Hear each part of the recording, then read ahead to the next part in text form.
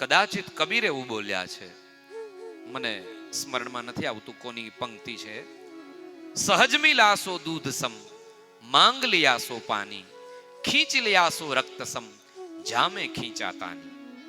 તમને સહજ જે પ્રાપ્ત થાય એ દૂધ સમાન છે, એમાં સાત્વિકતા છે. માંગ લિયાસો પાની, માંગ્યું એ પછી ભલે ઈશ્વર પાસે તમે માંગો, પણ એનો જે પ્રભાવ જે તમને સહજતાથી ઈશ્વર પ્રદાન કરવાનો હોય અને પછી તમે માંગો ને એ આપે. પણ આવી વાત આવે ને એટલે આપણને વિચારે આવે કે ભાઈ માંગવું ભગવાન પાસે ન માંગવું. પણ સતાર કે છે, હું માંગુ ને તું આપી, એ વાત મને મંજૂર નથી.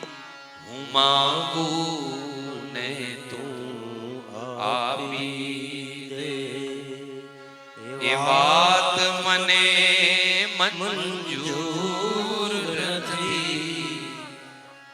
શાહાલ થયા છે પ્રેમીના, કહેવાની કશીએ જરૂર નથી. હું માંગુ ને તું આપી દે, જે દિલમાં દયાને સ્થાન નથી, ત્યાં વાત ન કર દિલ ખોલી.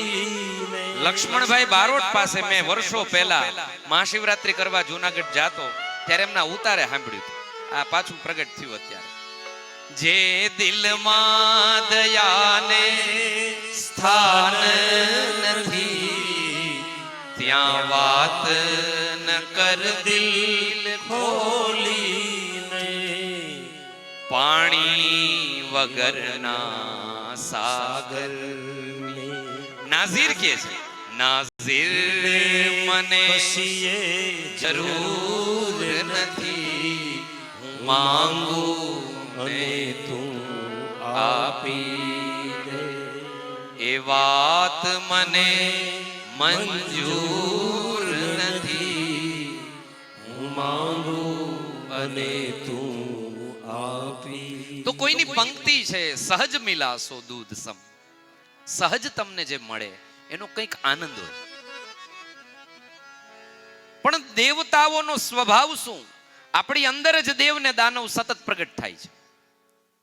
સતયુગમાં તો સિંગડા વાળા આવતા, અત્યારે સૂટ બૂટમાં આવે. ખબર ના પડે, પણ તમારે ખબર પાડવી હોય તો વ્યવહારથી તમને પ્રગટ થાય. જેની અંદર ખેંચી લેવાની, ઝૂંટવી લેવાની, પોતાના ભાગનું નથી છતાં લઈ લેવાની વૃત્તિ આવે, સમજવાનું ભલે બે પગવાળો હોય પણ અસુર છે. અને તમારી અંદર જ્યારે એવી વૃત્તિઓ પ્રગટ થાય, આપી દઉં, વરસી જાઓ, સમજો તમારી અંદર દેવ વૃત્તિ પ્રગટ થઈ છે.